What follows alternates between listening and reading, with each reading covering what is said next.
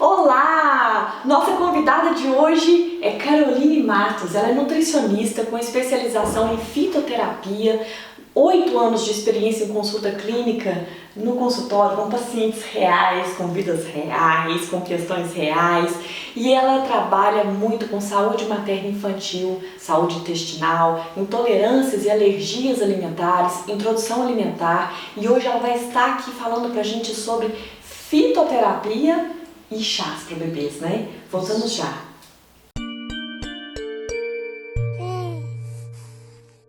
Voltamos! Carol, muito obrigada por ter aceito o nosso convite, estar aqui hoje falando um assunto que é culturalmente muito divulgado, né? Bastante. Muito obrigada. Imagina. Gente, consegui a Carol voltar aqui de novo. E o assunto de hoje, gente, aproveitando, lembra que na introdução desse vídeo, a Caroline, uma das especialidades dela é fitoterapia, né? E o assunto é chá para bebês. Então nós estamos perguntando para quem sabe. Carol, pode oferecer chá para bebê?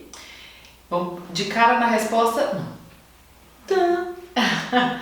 Mas vamos tentar entender um pouquinho disso, né? Porque a gente tem muita cultura. Quando fala de fitoterapia, na verdade, se você for buscar onde iniciou a fitoterapia, se busca muito conhecimento popular, né? Dentro de tribos, né? Dentro de coisa que passa de pai para filho, entendeu? Do Brasil, né? Exatamente. Então, existe uma cultura do chá, né? E ele realmente é muito importante para a gente ter conhecimento sobre isso. Mas justamente porque a gente não tinha conhecimento, era utilizado a livre demanda, entendeu? Então, a fitoterapia, o que é a fitoterapia? Porque a gente tem a alopatia, que é o medicamento, né, que a gente toma, vai na farmácia, compra, vem na caixinha. Perfeito. Tem a fitoterapia, que é o mesmo raciocínio da alopatia. Então, por exemplo, eu estou tossindo, eu vou comprar um xarope para parar de tossir. Eu também posso utilizar uma planta para parar de tossir. Então, é o mesmo raciocínio da alopatia, só que se utiliza planta para fazer isso, ok? Qual que é a diferença de uma planta para um medicamento, Carol? É porque uma planta, ela nunca tem só um ativo, ela é uma reunião de ativos. Não sabia disso. Exatamente, e são complementares, porque nada é à toa na fitoterapia, na planta, né? É muito perfeito isso, né? Quando você compra um medicamento alopático, você está comprando o princípio ativo. Perfeito. Entendeu? Quando você toma a planta, você está tomando o princípio ativo e mais outras coisas que também podem trazer benefícios. Perfeito? Ok. E eu tenho a homeopatia. O que é a homeopatia? É eu tratar com o mesmo. Então, se eu estou tossindo, eu vou tomar homeopático para tossir mais. Eu vou reforçar o problema. Eu estou explicando de uma maneira que eu acho mais fácil de entender, tá? Depois nós vamos começar com a homeopata. Isso. Mas assim, só para diferenciar da fitoterapia, né? Então, a homeopatia, teoricamente, você reforça o problema para você aprender a lidar com esse problema. Teoricamente é isso. Ou seja, ela é de longo prazo. Porque se eu estou tossindo, se eu vou tomar uma planta para parar de tossir, tem que parar. Né? Porque é inverso, ao contrário ao meu sintoma. Ele combate. Isso, perfeito. É muito comum na homeopatia, na hora que você começa o tratamento, às vezes piorar um pouco o sintoma para depois melhorar. Perfeito. Né? Porque ele vai reforçar um pouquinho do problema. Vamos pensar assim, tudo bem? Então a fitoterapia é muito sério trabalhar com planta, porque existe princípio ativo ali. Tanto é que existe, Vanessa, prescrição de fitoterápico que não é prescrição do nutricionista. É só o médico que pode prescrever. Por quê? Porque é tão próximo ao medicamento que a gente não tem esse conhecimento, né? Não tem esse know-how para realmente prescrever aquilo com segurança. Ou seja, dependendo da erva que você está usando ali, do fitoterápico, aquilo é uma medicação. Não, é remédio. É remédio. É remédio. É isso mesmo, gente. É Ou seja, quando você está fazendo um chazinho ali na sua casa, aquilo é um remédio que você está dando. Exatamente. Com todos os prós e contras de todas as medicações, que você tem que estudar isso. Perfeito. O que eu acredito, Carol, acredito vantajoso no tratamento fitoterápico por não ser o princípio ativo isolado, eu tenho menos efeitos colaterais, né? Okay. Então é mais seguro. E um exemplo prático, por exemplo, tem um medicamento que a gente toma para gastrite, o mais comum, o omeprazol, perfeito? E tem uma plantinha que se chama espinheira santa. que eu chamo de omeprazol das plantas. Ela faz a mesma coisa que o omeprazol, só que ela tem uma vantagem, porque além de fazer o efeito de diminuir a secreção de ácidos no estômago, que é isso que o omeprazol faz, ela também aumenta o muco protetor do estômago. Então ela tem uma vantagem, perfeito? Só que ela também é remédio. Ou seja, o que a gente escuta falar que usar o medicamento omeprazol a longo prazo diminui a absorção de cálcio e vitamina B12, a espinheira santa também causa. Ou seja, a pessoa que vai tomar espinheira santa ali há tempos tomando espinheira santa, então ela já está fazendo um efeito contrário que não deveria estar fazendo. Exatamente. Porque por minha conta eu já vi que a Carol falou aquilo, eu vou comprar espinheira santa e vou ferver do jeito que eu quiser. Não é assim. Cuidado! Isso, exatamente, tá? E a fitoterapia, para funcionar, Vanessa, ela tem que ser indicada da maneira correta. Como é um tratamento, não é simplesmente ir lá pegar o chá e fazer do jeito, como você está falando, né? Pegar a planta e pronto, deu. Né? E ferver a água e tá tudo certo. Não. Existe uma indicação de como é feito.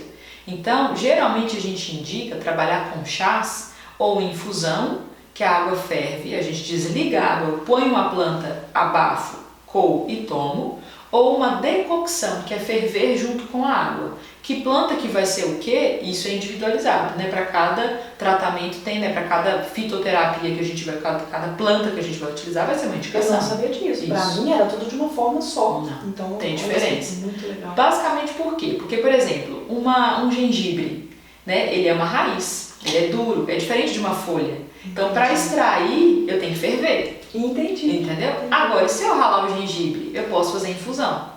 Entendeu? Gente, procure um profissional que estudou para te indicar alguma coisa. Cuidado com o faça você mesmo, que isso é problemático na área da saúde. Pode continuar, porque tem que dar sempre esse upgrade, porque eu estou chocada. Aquela frase que a gente fala, dependendo, você já falou, né? Eu adoro. A dose do remédio ou o veneno, né? É muito próximo. O que diferencia o veneno do remédio?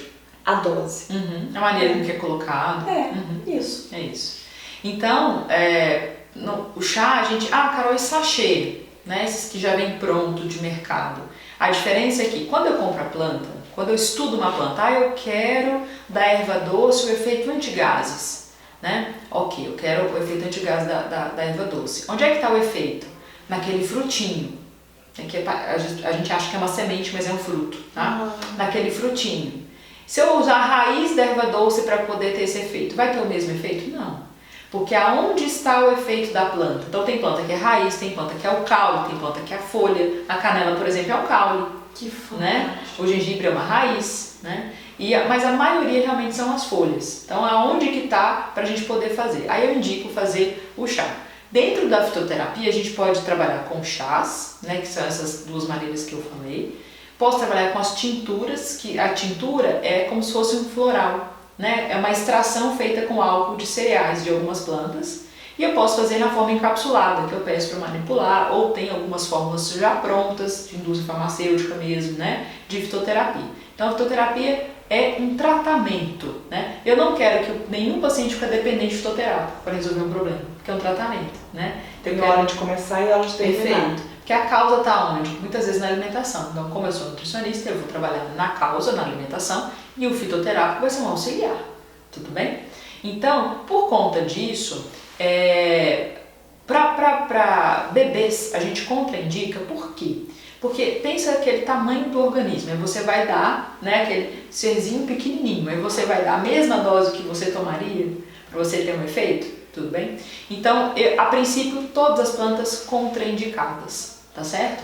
Se tiver indicação, isso é muito individual, né? Na tem dose, que ser no muito momento. bem estudado por uma pessoa que sabe. Exatamente. Né? E eu brinco muito, Carol, quando eu tô dando curso para as mamães, que eu falo assim, o que é uma xícara de chá para meu peso, a minha altura e a minha idade? O que é uma chuquinha ou qualquer coisa para um bebezinho? Perfeito. E como é que você calcula essa concentração sem você ter esse estudo, sem você saber como a dose fazer da isso? planta que é utilizada, porque é remédio, então tem, imagina, você toma um medicamento de pressão, você toma uma cápsula por dia, se você tomar duas vai fazer a diferença. E Né? aí tem muita avó que vira pra mim e fala assim, besteirada que tá tendo hoje isso, gente. Sempre deu, trai os meninos tudo ótimo, beleza e tal, não sei o quê. Mas a gente tem que falar em estatística, né? Quantas mal dos 7 dias que existia antigamente. Eu adoro conversar com a minha avó e com o pessoal mais antigo no interior. E eles falam assim, a criança morria tanto de mal de 7 dias. O que era o mal de 7 dias? Ou um cordão umbilical que foi curado da forma inadequada e ali dava uma sepse, ou o chazinho que a criança simplesmente morria dormindo, porque estava numa concentração altíssima e você dava, não sei o quê. Então assim, era tanta coisa que não tinha explicação para um menino morreu. E que hoje a gente tem evidência científica e consegue diagnosticar o que é que está acontecendo. Então muita calma nessa hora, porque às vezes da minha casa, no meu conhecido não deu, mas a hora que você vai ver isso em estatística e evidência, né?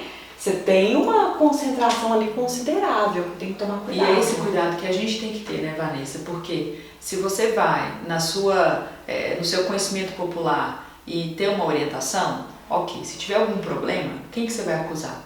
Exatamente. Agora, se a gente orienta, a carga é muito mais alta, né? Então a Carol mandou fazer isso e eu fiz e deu errado. Eu estou errada. Então o meu conhecimento está errado. Isso é muito sério. Né? O conhecimento popular é conhecimento popular. Vai acusar quem? O moço que colocou na revista? Né? Então a gente precisa orientar para vocês realmente o que é mais correto e mais seguro, principalmente. Exatamente, perfeito. Ok, Carol. Mas então, no caso de um bebê que tem como a mãe que está amamentando, a hora que ela está tomando aquele chazinho influenciar o bebê, isso tem alguma referência, respaldo científico nisso? Tem. Exatamente assim que eu acabo orientando, né? Principalmente nesses primeiros 3 meses, né, do bebê, onde vai ter cólica, né? Tem que ter cólica. A cólica é um sinal de amadurecimento do trato gastrointestinal. É desesperador pra gente, né, que tá vendo a criança sofrer, mas a gente tenta aliviar. Se fizer a orientação que eu vou falar para vocês, vai não ter? Não, vai ter. Só que vai ser menos dolorido, por um tempo, um curto período, reduzir o tempo, né? Então fica melhor. Então, geralmente, o que eu oriento, Vanessa? O uso do chá da erva doce, tá? Pra mãe, perfeito? Não pro bebê, pra mãe consumir. Por quê? Aumenta a ingestão de líquido, porque para a amamentação, aumentar a ingestão de líquido, para a produção do leite é super importante. A erva doce tem na composição dela uma substância chamada anetol. Esse anetol ele reúne as bolhas de gás inteiras e elimina de uma vez. Então reúne as pequenas bolinhas que vão formando no intestino do bebê e ajuda a eliminar tudo de uma vez. Então é mais confortável, né? As massagens, aí tem toda a terapia específica para isso, complementar, né? A fitoterapia é uma complementação. E além disso, a erva doce a gente fala que ela é uma planta galactogoga. O que é isso? Ela aumenta a produção do leite. Então, estimula o aumento da produção do leite na mamãe, né? Então, é uma planta super indicada. Então, eu coloco lá o tanto de água que tem que consumir por dia, né? Que a gente tem que fazer o cálculo, isso é individual. Não existe padrão de 2 litros para todo mundo por dia. É de acordo com o peso da pessoa, né? E mais 1 litro de chá por dia. Faz 1 litro de erva doce e vai tomando durante o dia. Ah, Carol, tá calor, pode esfriar? Pode. Então, como é que faz?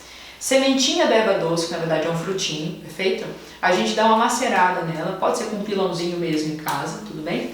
Para 1 litro de chá, a gente usa mais ou menos 1 a 1,5 colher de sopa, ou uma colher de sopa bem cheia, tá? Então coloquei ali ela macerada, ferveu a água primeiro, ferveu 1 litro de água, ferveu, desliga, eu ponho essa colher de sopa bem cheia, tampo, abafo, deixo ali pelo menos uns 10 minutos, posso tomar imediatamente ou posso resfriar e tomar.